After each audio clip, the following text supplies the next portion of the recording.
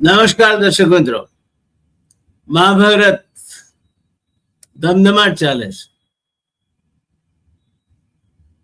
અને દિવસે દિવસે એમાં રસ લેતા દર્શક મિત્રો પણ વધતા જાય. આનંદની વાત છે. અને આ તો આખું રહેવાનું જ છે. એટલે ગમે ત્યારે ગમે તેને ગમે તે એપિસોડ વાંચવો હોય તો વાંચવા મળી શકશે. 450 એપિસોડ થવાના છે અને દરેક એપિસોડમાં જીવનને લગતો કોઈ બોધ હશે. આપણે કર્ણની વાત આગળ ચલાવીએ. કર્ણના જન્મ અંગેની વાત જોઈએ. આપણે દ્રોણ ગુરુનો પક્ષપાત પણ જોયો. દ્રોણની અર્જુન પ્રત્યેની આસક્તિ જોઈ, મોહ જોયો, અને એમાં એક નિર્દોષ ગુરુ ભક્ત એકલવ્ય અંગૂઠો બલી ચડી જતો પણ જોયો.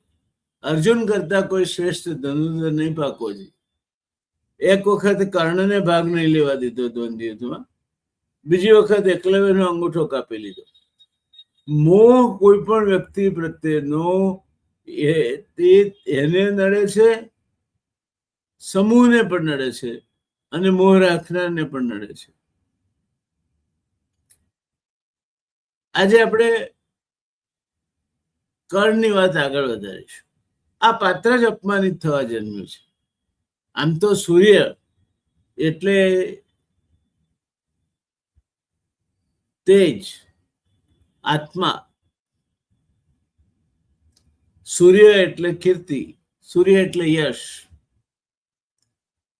એ સૂર્યનો દીકરો એવા કેવા ગ્રહ બળ લઈને જન્મ્યો હશે કે બધું જ હોવા છતાં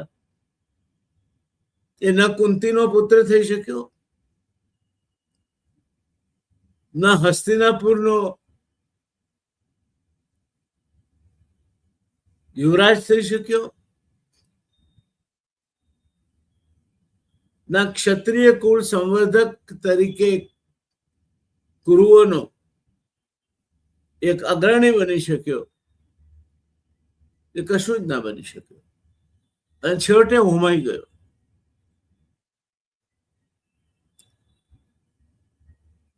આપણે અગાઉ જોયું દોસ્તો,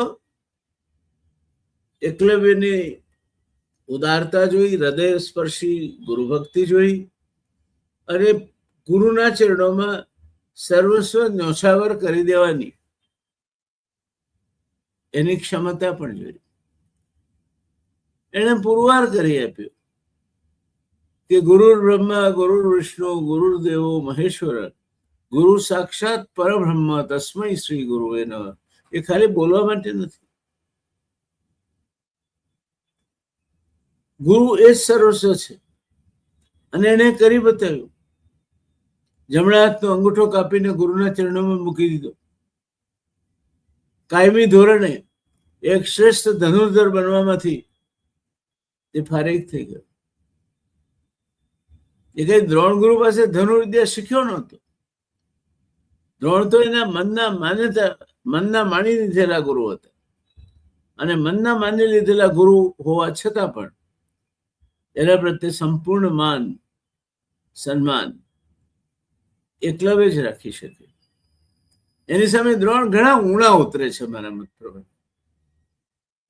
એક તપસ્વી, શાસ્ત્રોના જાણકાર, શસ્ત્રોના જાણકાર,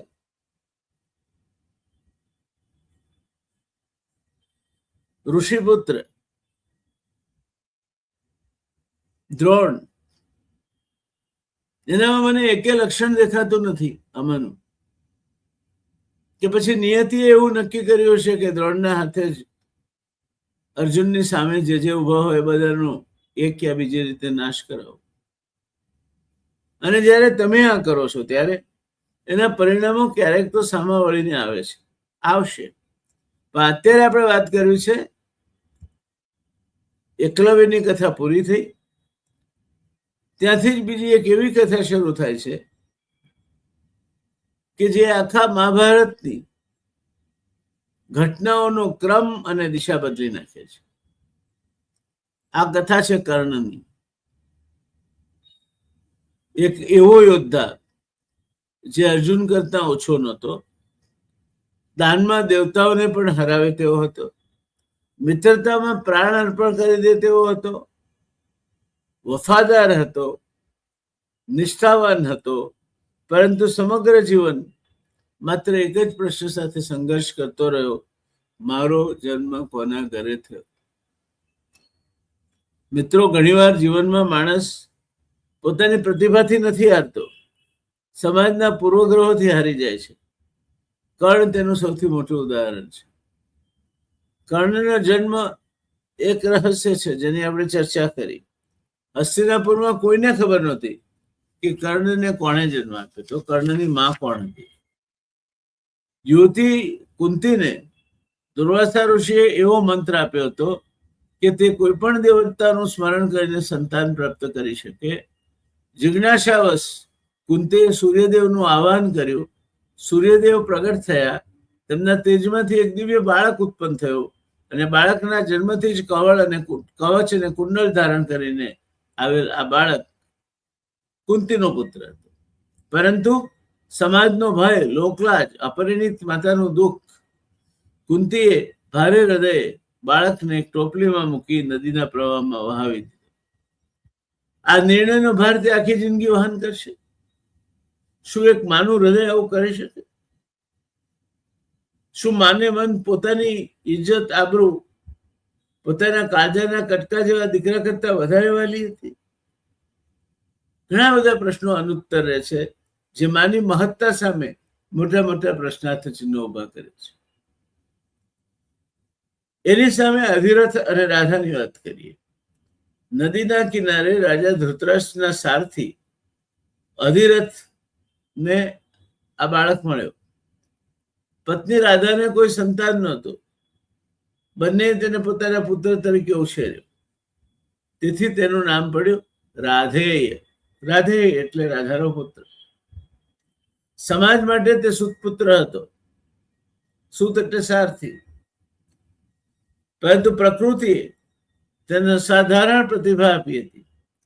નાનપણથી જ કર્ણનું મન ધનુષમાં હતું. જ્યાં બીજા બાળકો રમતા હતા ત્યાં કર્ણ નિશાનબાજીનો અભ્યાસ કરતો. તે કલાકો સુધી એકલો પોતાના અભ્યાસમાં ખોવાઈ જતો. ધનુર્વિદ્યાથી આગળ વધીને એના મન બીજો કોઈ શોખ નહોતો. કર્ણનો કોઈ ગુરુ નહોતો, કોઈ રાજાશ્રય નહોતો, કોઈ પ્રસિદ્ધિ નહોતી. માત્ર હતી એક અવિરત સાધના, નિષ્ઠા, પ્રયત્ન. એક દિવસ કર્ણે દ્રોણાચાર્ય વિશે સાંભળ્યું. આર્યાવર્તના સર્વશ્રેષ્ઠ ધનુર્વિદ્યા ગુરુ તરીકે તેમને ઓળખાવવામાં આવ્યા. તેના મનમાં આશા જાગી. જો દ્રોણાચાર્ય મને શિષ્ય સ્વીકારી લે તો હું પણ મહાન યોદ્ધો બની શકું. કર્ણ આશાભેર દ્રોણાચાર્ય પાસે પહોંચ્યો. વિનમ્રતાથી પ્રણામ કર્યા અને કહ્યું, ગુરુદેવ, મને ધનુર્વિદ્યા શીખવો. દ્રોણાચાર્ય તેની આંખોમાં તેજ જોયું, પ્રતિભા પણ ઓળખી. પરંતુ ત્યાર પછી એક પ્રશ્ન પૂછ્યો, તું કોણ છે? હું અધિરથનો પુત્ર છું. આ જવાબ સાંભળતા જ વાતાવરણ બદલાઈ ગયું. પ્રતિભા પાછળ રહી ગઈ, જન્મ આગળ આવી ગયો. દ્રોણાચાર્ય કહ્યું કે હું રાજકુમારોને જ શિક્ષણ આપું છું, સુતપુત્રને નહીં. એક જ વાક્ય, પરંતુ આ વાક્ય એ કર્ણના જીવનની દિશા બદલી નાખી. તે દિવસે કર્ણે માત્ર ઇનકાર સહન કર્યો નહોતો, તે દિવસે સમાજે તેની પ્રતિભાનું અપમાન કર્યું. અને દ્રોણને બ્રાહ્મણ કહી શકાય? બ્રાહ્મણ માટે તો એવું કહેવાય છે કે જન્મ ના જાય તે શુદ્ર, કર્માત દ્વિજમુચ્યતે. જન્મથી જે શુદ્ર તરીકે પેદા થયો છે એ વ્યક્તિ કર્મથી બ્રહ્મત્વને પામે છે. એ વ્યક્તિ કોઈનું સુતપુત્ર કહીને અપમાન કરે? આ દ્રોણાચાર્યના સંસ્કાર હતા? ના, નિયતિ એની પાસે આ કરાવતી હતી. દ્રોણાચાર્યને દ્રુપદે જે અપમાન કર્યું એને લાયક હતા દ્રોણાચાર્ય. જો એ દ્રુપદની જગ્યાએ બેઠા હોત તો એમણે આ જ કર્યું હોત. દ્રોણાચાર્ય પ્રત્યે જરાય સહાનુભૂતિ રાખવાની જરૂર નથી. દ્રોણાચાર્ય એટલે એક પ્રતિષ્ઠા ભૂખ્યો, રાજ્યાશ્રિત, વિદ્યા વેચીને મહત્વ માટે વલખા મારનાર એક બ્રાહ્મણ એટલે દ્રોણાચાર્ય.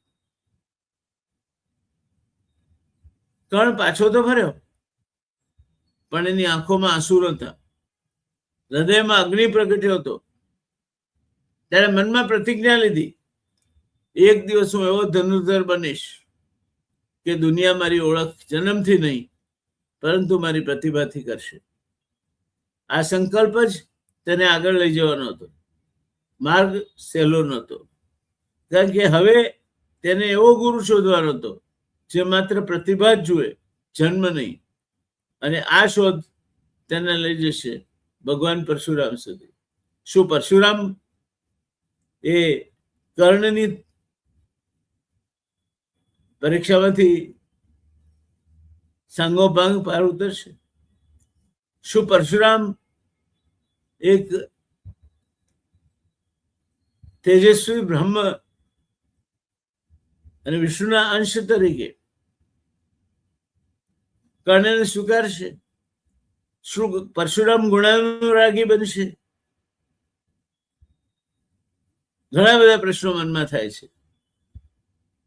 આપણે હવે પછીના એપિસોડમાં જોઈશું કર્ણ કેવી રીતે પરશુરામને ગુરુ બનાવે છે, તેણે પોતાનો સાચો પરિચય શા માટે છુપાવ્યો, અને એક અસત્યના કારણે મળેલો શાપ કેવી રીતે તેના સમગ્ર જીવનનું ભાગ્ય બદલી નાખનારો બન્યો.